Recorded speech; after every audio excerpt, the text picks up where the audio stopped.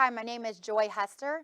Today I will be sharing with you my strategic plan to improve the quality of Vision Kitchen as well as to gain more volunteers for this amazing ministry. This plan will take 24 to 36 months to complete, and it will follow 5 steps that I learned through the book Strategic Planning for the Nonprofit Organization, a Practical Guide for Dynamic Teams. The first step is called Organizational Scan. In this, we are going to be doing an environmental scan involving gathering information about an organization's environment and analyzing it to forecast its impact on it. The purpose of scanning the environment is to ground your strategic plan in the realities of the world around you. Vision Kitchen is located in the inner city of Toledo, Ohio, specifically in the old south end of Toledo. This community is considered one of the most diverse communities in all of Northwest Ohio. And because we learned this through this process, we realize it's very important for us to make sure that our leadership, our volunteers, and our staff reflects diversity because we want to honor that, and diversity is a value in our community as well as within Vision Kitchen.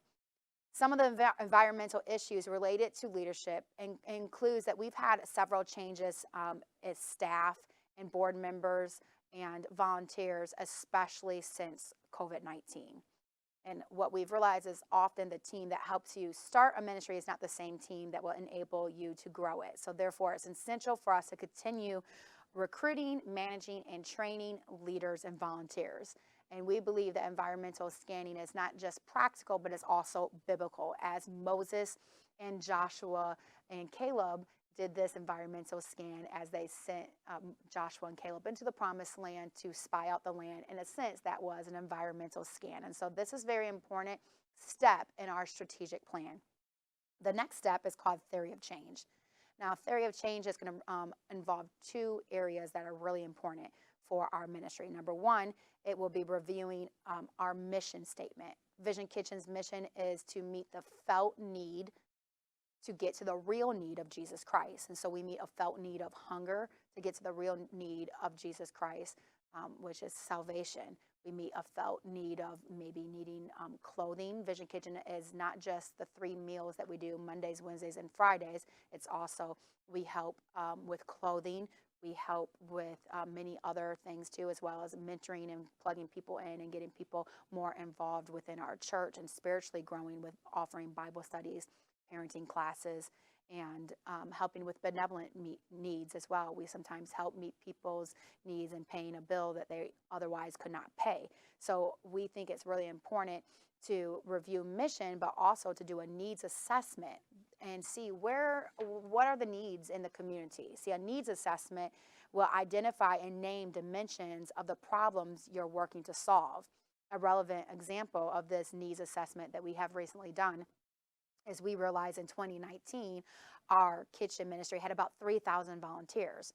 And since the pandemic, we've really taken a hit on how many volunteers have been helping. As a matter of fact, we only have a few hundred that come through compared to the few thousand that we had before. So one of the things that we did to help offset that is before 2019, everything was ran by volunteers. Now we do have a full-time director, Vision Kitchen director, that helps oversee the kitchen. They help with administration. They help with also fundraising.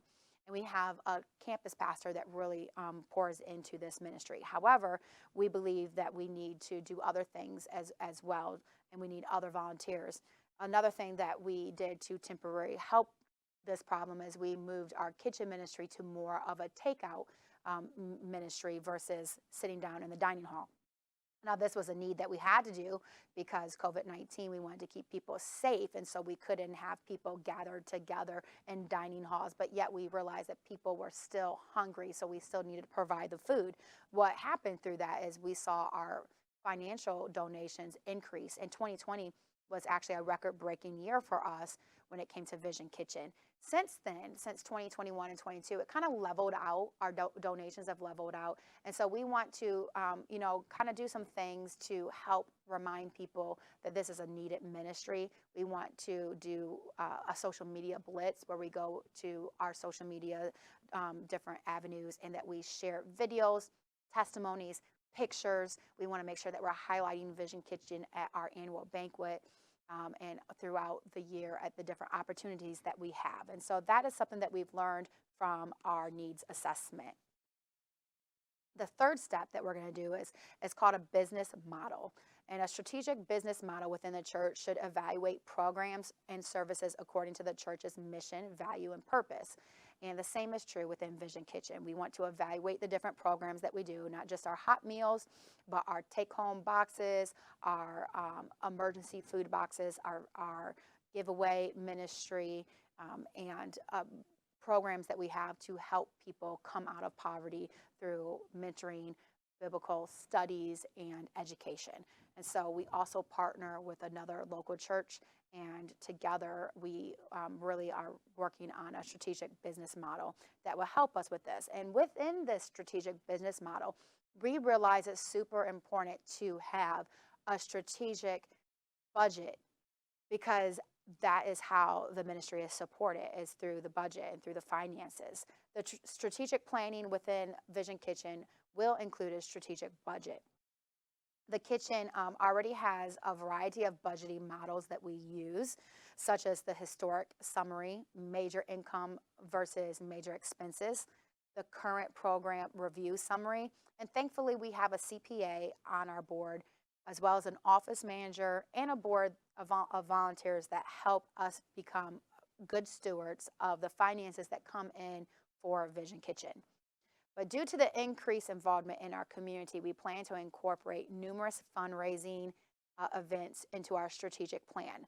Not only do we plan to increase our fundraisers, one that's coming up at the end of this month called Hoop for Hope, which is a 3-and-3 basketball tournament. It costs $300 per team to enter into this basketball tournament, and all of the funds goes towards the kitchen.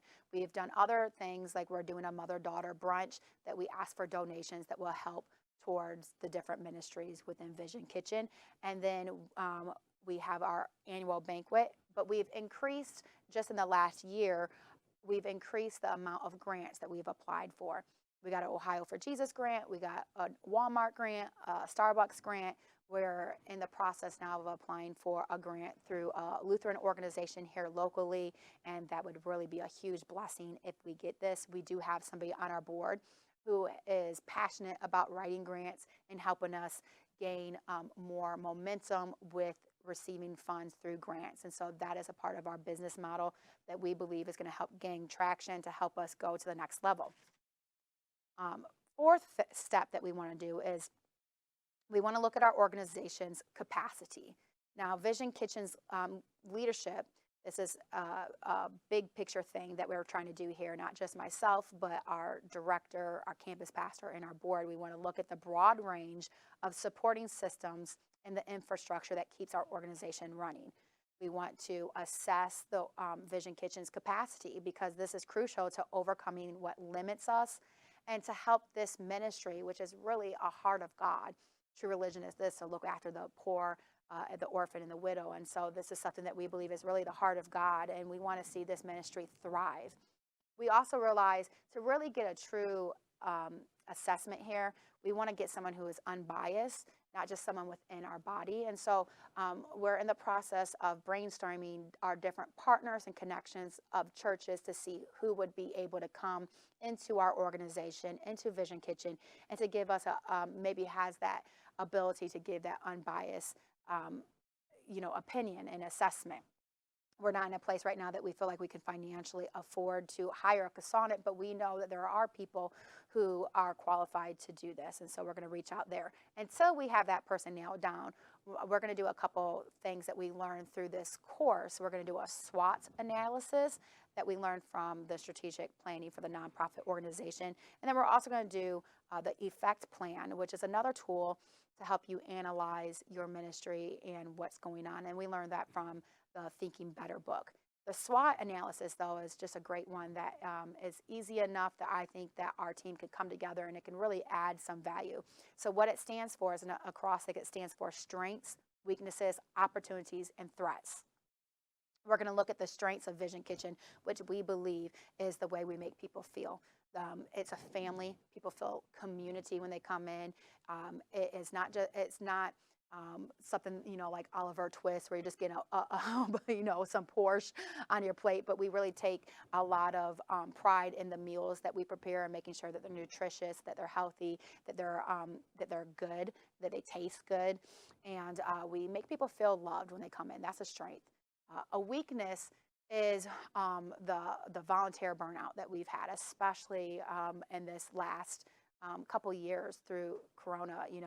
It's been hard to gain that traction back. And so we want to see how can we love the volunteers just like we love the community.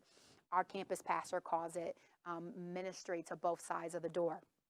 And what he means by that is our kitchen has a huge dining hall that sits a couple hundred people, but it also has a pretty large size kitchen where our stoves and sinks and fridges are located. Our volunteers gather back there. We've had as many as 50 plus volunteers in that kitchen. That's how big it is. And we pray for people. We find out what needs they have in their lives, how we can add some pastoral care in their life and let them know that they're valued. And so that's an area that could be an opportunity for us, not just a weakness, volunteer burnout, but it could be an opportunity. What can we do to help volunteers? A couple of things that we know that we can do is we want to add a couple more key leadership volunteer roles, like a Vision Kitchen director's assistant, a volunteer coordinator that will just help with scheduling volunteers, a cleanup crew. We can have 50 people come in and want to serve, and no one really wants to stay and do the dishes. So can we add a cleanup crew that would come in? So these are opportunities that can come from weaknesses. Threats is just that just realizing to sustain this ministry, we really truly need volunteers. And so that threat is just the lack of volunteers and what we can do to build that up.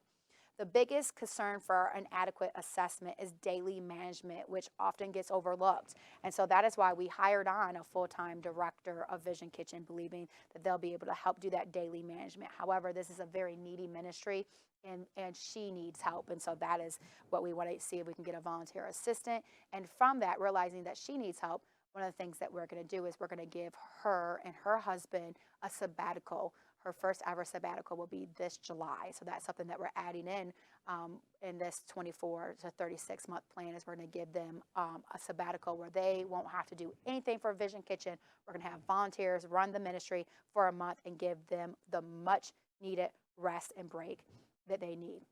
Rarely do people improve without positive and honest feedback. And so we believe going through these different tools, the SWOT, the effect plan, and seeing if we can find somebody who could come in and give us an unbiased assessment is really going to help our capacity at the kitchen improve and grow.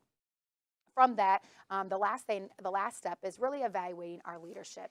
And really through this whole process, we've been evaluating our leadership. But I want to end by saying that the staff and the board of Vision Kitchen and of our ministry plays a crucial role in the kitchen's success. And we see many books are written about leadership and the role that it plays. The essential thing that is needed to optimize the church's leadership or the kitchen's leadership is to really make sure that we are hearing from God, getting a plan from God, and that we are clearly communicating our vision, our purpose, our values. And so again, that's something that we are going to be doing a big push on Sunday mornings, and even talking about Vision Kitchen as well as through our social media, reminding people that at Vision Kitchen is a great place to be the hands and feet of Jesus. Often staff and board set the strategic direction for the kitchen, and we believe that this is what God has called us to do. The book Strategic Planning for the Nonprofit Organization gives several attributes to look for and to admire in leaders. As we are gathering new leaders, we want to gather new volunteers. We want to make sure that they have these attributes: honesty, forward-looking, inspiring, and competent. Our kitchen is looking for these Christ-like characteristics to fulfill the mission that God has given us, to be that felt, to be that practical hands and feet of Jesus, and to meet that felt need, to get to the real need that people need the Lord in their life. And so this is what some of the things that we have learned in this class, and this is some of the ways I plan to apply it to Vision Kitchen ministry. Thank you very much.